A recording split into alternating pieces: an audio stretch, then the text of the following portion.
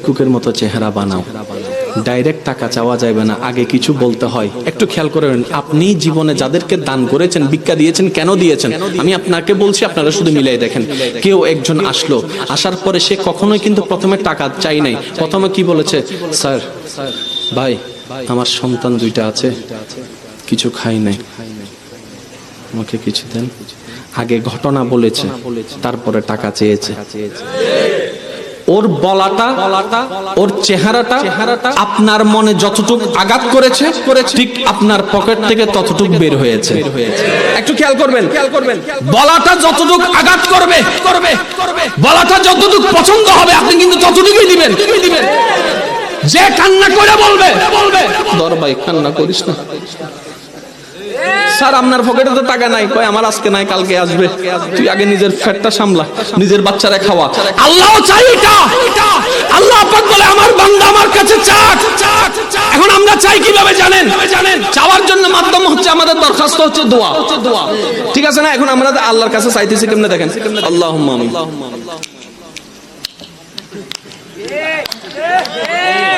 জিবরাইলে কয় কিতা করস? আমরা কইলাম আল্লাহর কাছে চাইতেছি। এটা কি চাওয়া? এটা কি ভিক্ষা করস নাকি ডাকাতি করস? আগে এটা কও। যদি তুমি ভিক্ষুক হও, ভিক্ষা যদি তোমার দরকার হয়, আগে নিজেকে ভিক্ষুক তো বানাও। আল্লাহ কোন দোয়া পছন্দ করে শুনুন।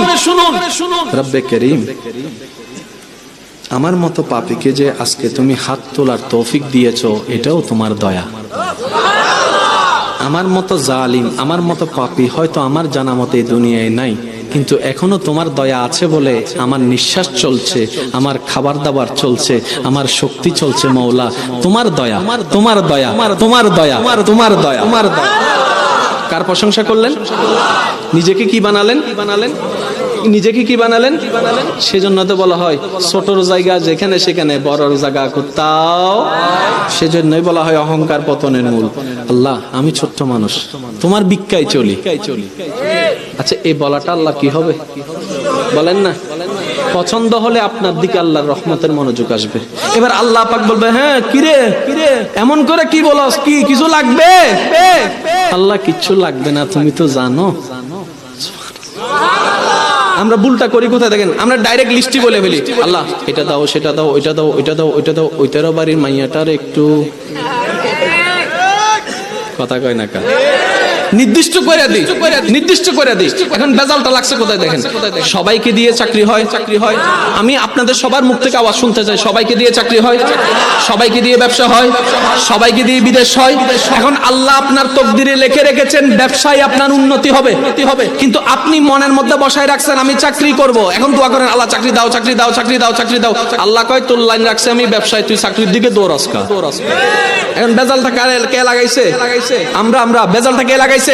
যদি আমরা সেই দোয়াটা এমন ভাবে করতাম, মওলা আমাদের ভবিষ্যৎ আমাদের জানা নাই, কোনটা ভালো কোনটা মন্দ আমরা কিচ্ছু বুঝি না, আজকে ভালো মনে হয় কালকে যাইয়া খারাপ প্রমাণিত হয়, কিচ্ছু জানি না। মওলা, আমার জীবনে কিছু চাওয়ার নাই, আমার সমস্ত জীবন, সমস্ত স্বপ্ন, সমস্ত আশা, সমস্ত চাওয়া তোমার রহমতের খুশির উপর ছেড়ে দিলাম, তুমি দয়া করে যা দাও সেটাতে আমি খুশি হয়ে যাব।